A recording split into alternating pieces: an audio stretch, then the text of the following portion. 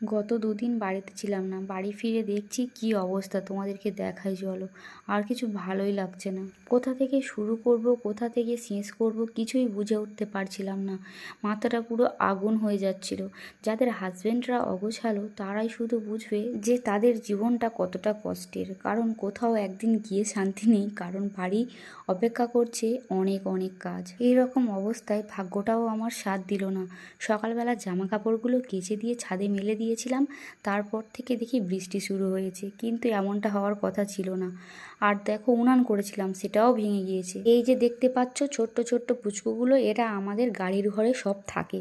তোমাদেরকে সময় সুযোগ পেলে দেখাবো। পুরোপুরি সন্ধে হয়ে গিয়েছে আর আমি সন্ধেবেলা পুজোটাও দিয়ে নিয়েছি। তারপরে সমস্ত ঘরবাড়িটা যতটা পেরেছি গুছিয়ে নেওয়ার চেষ্টা করেছি। তোমাদেরকে দেখাবো বলেছিলাম, রান্না করতে করতে দেখছি উঁকি মেরে ওরা ঘরে ঢোকার চেষ্টা করছে দরজার নিজের ফাঁক থেকে।